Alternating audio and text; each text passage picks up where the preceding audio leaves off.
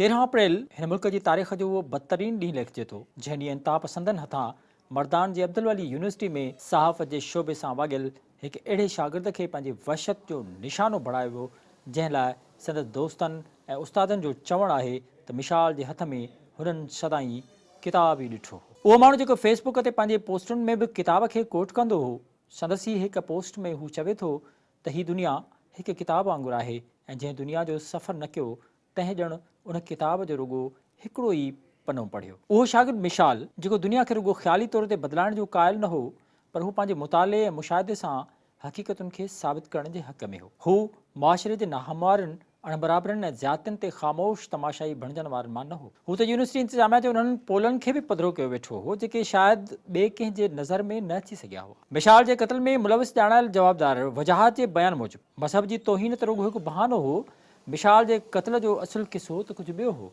जवाबदार मूजिबि मिसाल यूनिवर्सिटी में थींदड़ बेइंतहा बेक़ाइदगियुनि ऐं कानून जे ख़िलाफ़ थींदड़ हर कम जी न रुॻो निशानदेही कंदो पर उन जी सख़्तु मुख़ालफ़त पिणु कंदो रहियो ऐं उहा ई संदसि मुख़ालफ़त इंतिज़ामिया जे अखियुनि में कंडो बणिजी चुभणु लॻी ऐं पोइ ईअं बि थींदो आहे जो इंतिज़ामिया उन कंडे खे कढण लाइ मज़हब जे तौहीन जो सहारो वरितो ऐं पंहिंजे ई सोच जे पोइ लॻनि खे अलाए कहिड़ियूं कहिड़ियूं लालचूं ॾेई मिसाल खे अहिड़ीअ रीति क़त्ल करण ते आमादा कयो। मिसाल जे हिकु उस्ताद पंहिंजे हिन प्यारे शागिर्द बाबति इंटरव्यू में चयो त हू साणसि हुन जी हॉस्टल रूम ते उन सां मुख़्तलिफ़ मौज़ुअनि ते बहस कंदो ऐं उन सां पंहिंजे मुताले खे वंडींदो हो। ज़ियाउल्लाह हमदर्द जो चवणु हो त हुन कॾहिं बि मिसाल जे मथां का एतिराज़ जोगी ॻाल्हि कंदे कोन ॿुधी हुई। संदसि चवणु हो त मिसाल खे पंहिंजी सफ़ाई जो को बि मौक़ो न ॾिनो वियो, खेसि सिधो सज़ा ॾिनी वई। संदसि चवणु त वाक़े खां पोइ हू अॼु ॾींहं ताईं सुम्ही न सघियो आहे। हू चवे थो मिसाल जे वञण खां पोइ हाणे हू अहिड़ी यूनिवर्सिटी में पढ़णु नथो चाहे जिते इंसानियत नाले जी का शइ न हुजे।